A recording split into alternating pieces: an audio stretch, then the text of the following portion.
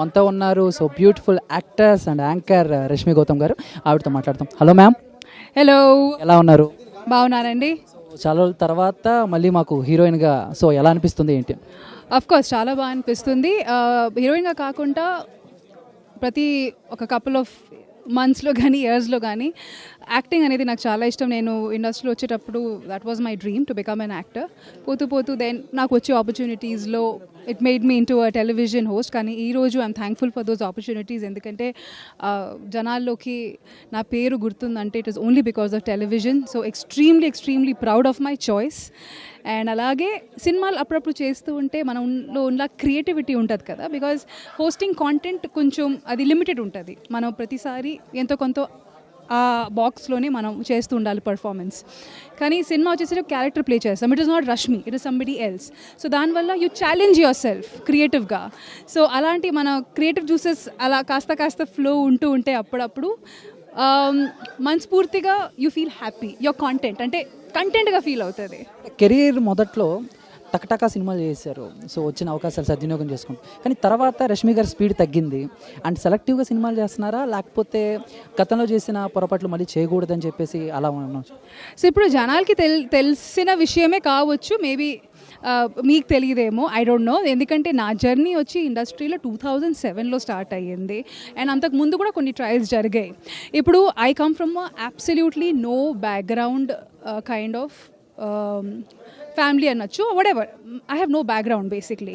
So మనకి ఎక్కువగా తెలీదు ఏం చెయ్యాలి. సినిమా బ్యాక్గ్రౌండ్ లేదు, సినిమా గురించి come from an absolutely teacher principal అట్లాంటి ఫ్యామిలీ నుంచి నేను వస్తాను. ఎప్పుడు అక్కడ సినిమా గురించి చదువు గురించి పిహెచ్డీ చేసుకోమంటారు కానీ సినిమా గురించి పిహెచ్డీ చేసుకోమనరు. సో అలాంటప్పుడు when you don't have much knowledge about these things, you think every film అంటే ఎలా ఉంటుందంటే సినిమా. అది సినిమా అంటే మాలాంటి వాళ్ళకి మూవీ ఈజ్ అ మూవీ. అవన్నీ మనం చూడము, ఆలోచించము. సో బిగినింగ్ ఆఫ్ మై కెరియర్లో కూడా కొన్ని చేశాను, స్లోగా నేర్చుకున్నాను, అర్థం చేసుకున్నాను ఇది కరెక్ట్గా జరగట్లేదు. దెన్ టీవీ చేశాను, దాని తర్వాత మళ్ళీ కొన్ని సినిమాలు చేశాను, మళ్ళీ టీవీ చేశాను. And I don't know, maybe ఇప్పుడు కూడా కొంచెం గ్యాప్ తీసుకోవచ్చు, దాని తర్వాత మళ్ళీ టీవీ అయితే కంటిన్యూ చేస్తూ ఉంటా. I love to work, that is the most important thing. A medium అయినా కావచ్చు, సిల్వర్ స్క్రీన్ కావచ్చు, టీవీ కావచ్చు, ఇంటర్నెట్ మీడియం అయినా కావచ్చు, అంతే. నందు గారి గురించి, బొమ్మ బ్లాక్ బస్టర్ గురించి ఏం చెప్తారు? ఫైన్. బొమ్మ బ్లాక్ బస్టర్ గురించి ఒకే ఒక మాట అండి, this is going to be a theatre experience.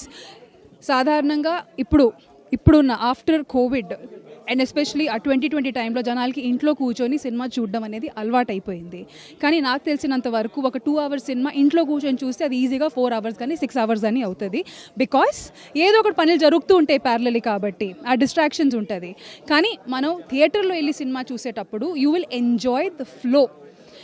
And బొమ్మ బ్లాక్ బస్టర్ లాంటి cinema is totally based on the background score.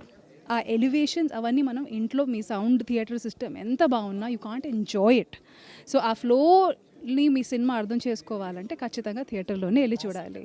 ఫైనల్గా మీరు చాలా మందితో పేరుగా యాక్ట్ చేశారు, బట్ సో టీవీలో మీరు అండ్ సుధీర్ గారు ఎంత అండ్ మీ పేరుని వెండి తెర మీద చూస్తాకి చాలామంది వెయిట్ చేస్తున్నారు. సో అదేమైనా దగ్గరలో ఉందా, దాని గురించి ఏం చెప్తారు? అంటే we're looking at scripts and all. ఇప్పుడు సుధీర్ గారు కూడా ఈక్వల్ ఇంపార్టెన్స్ కావాలి ఆ సినిమాలు, నాకు కూడా ఈక్వల్ ఇంపార్టెన్స్ కావాలి. అండ్ ఆల్సో ఆల్రెడీ సుధీర్ గారి దగ్గర నుంచి కానీ నా దగ్గర నుంచి కానీ అంటే మన యాజ్ అ పేర్ ఎక్స్పెక్టేషన్స్ కొంచెం ఎక్కువ ఉన్నాయి. టీవీలో ఆల్రెడీ తెలిసిన ఒక హిట్ పేర్ కాబట్టి సినిమాలో కూడా అంతే హిట్ అవ్వాలి, జనాలకి మేము డిసప్పాయింట్ చేయకూడదు. So content is very important. వేరే వాళ్ళతో ఐ కెన్ ఎక్స్పెరిమెంట్, ఎందుకంటే వేరే వాళ్ళతో ఏదైనా కొత్తగా ఉంటుంది.